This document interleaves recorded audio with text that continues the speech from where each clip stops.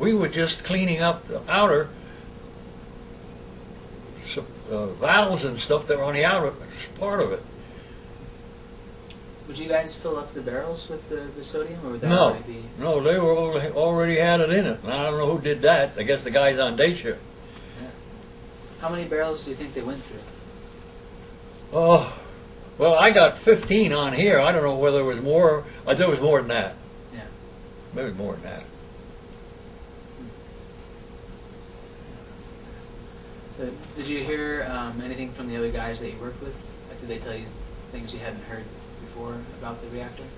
Well, Gene Pope, he died from cancer. He was one of the guys. He operated the forklift. Yeah, we kept in touch. But the radioactivity necessarily evidently doesn't affect you right away. Now, I'm having stuff happen to me now that was caused 50 years ago, 40 years ago. And that's what happened to people in Japan.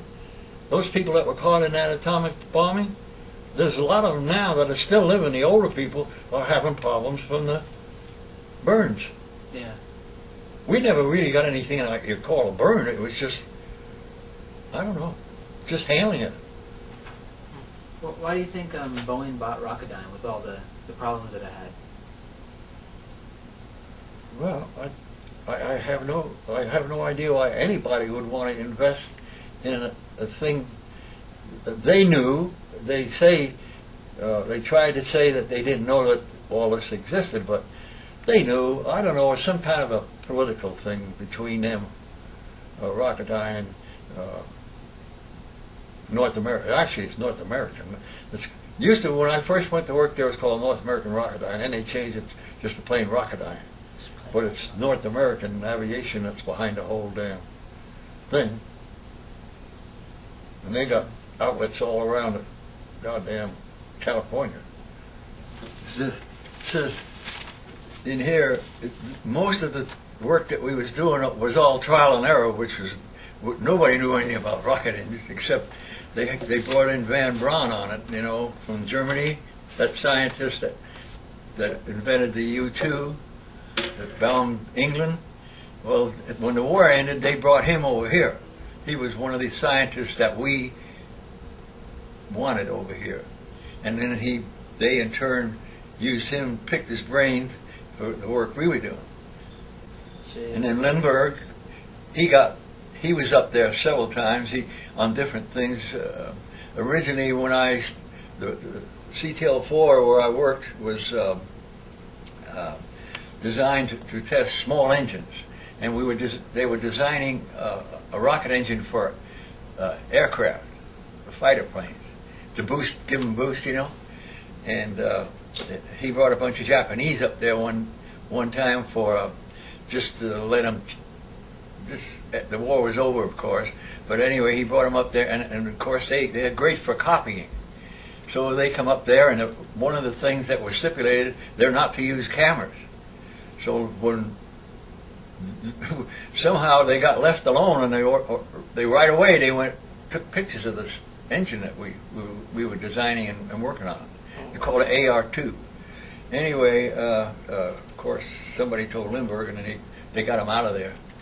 That was the end of that. Well, that was just one incident that happened up there. There's so many different things, yeah. And as I go, I remember the different incidents. Like we were testing at CTL-4 again.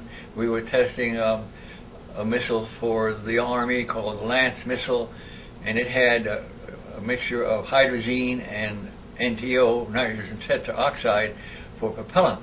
And those two, when they get together, they make power, the explosion, and that's what they're using for this missile, you know. Well, we had it out there on a stand, and all the guys were working around it, and somehow one of the tanks, the wall between the tanks ruptured, and the two got together, and the whole damn thing blew up. And we found, after it was over with, there was a couple of guys that weren't there, and we found them roaming around in the hills, like in shell shock from the explosion. It just wiped out that whole thing. And then another explosion we had, we used stainless steel tanks to contain these propellants for the run stands. and one was used, in particular, was a nitrogen tetroxide, and they decided they were going to clean it out, so they used what the hell was it, carbon tetrachloride, anyway, it was a cleaning agent, and when it got in the tank, the temperature was just right, and that blew up. And there again, there was one of the instrumentation guy was not clear through the instrument panel, and he got killed. And then there was another one, Barry. He got blown to pieces. We found pieces of him out on a big refrigeration unit, hanging on a handle. That's how bad things were. You didn't hear about any of this stuff that went on up there. It was all, they never said we had a big explosion or anything like that. Wow. And a lot of the big engines, when they blew, they would wipe out a whole area below them. Like we had instrumentation cabinets there with instrumentation in them. And when after the explosion, that whole thing would be just flat. It was, and we had an area where when we were going to run a test, especially on the big engines, they would go back to what they called a roadblock, which was approximately a quarter of a mile away from the stand, and that's where the people would be standing. But the blast would shake the hell out of you, but the stand would just blow up, and you'd have to go back and rebuild again. That's what I meant in this when I said trial and error. Because we were doing stuff that really didn't know what the hell we were doing. And the engineers that they hired in were basically, we had no rocket engineers. They were chemical engineers or all different kinds of, type. They different kinds of work. But they were learning. And but it took a long time. It took us, I went to work in 57. It took probably a couple of years before they finally got to where we were running engines that didn't blow up every time you turned them on. It was just a lot of expense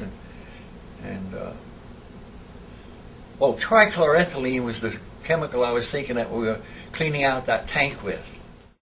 And these ditches, the deer had sense enough not to drink out of it. For some reason, I don't know why, but they never. But you're like snakes. If a snake got in it, it would turn white right now. Bullfrogs and stuff like that. It was the hydrogen peroxide was a 95% solution, and man, it would. And then they were all mixed together.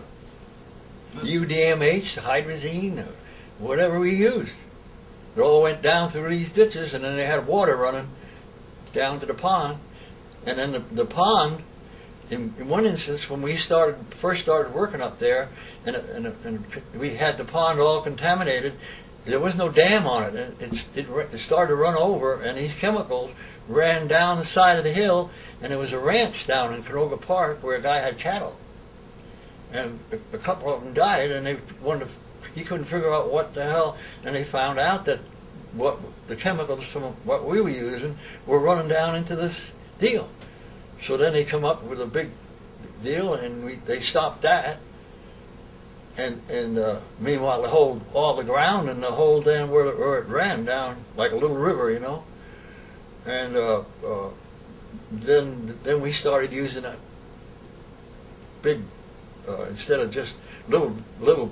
We'd take a whole tank trailer, fill it up with this hydrogen peroxide, and take it and dump it in the pond. And it would just sit there and bubble like that. And there was three,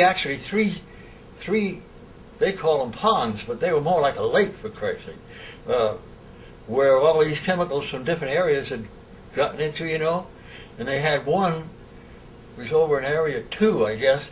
Anyway, they had gotten a hold of an old big fire nozzle, one of the old big brass fire nozzles, and mounted it out in the middle of this pond. And it kept circulating around, and all it did was just scatter the fumes. And we'd drive past that every day, and everything. Wow. It's just unbelievable. Those ponds that held all those chemicals, Were those lined with concrete? Nothing. It was just dirt? They were not lined. They were just dirt.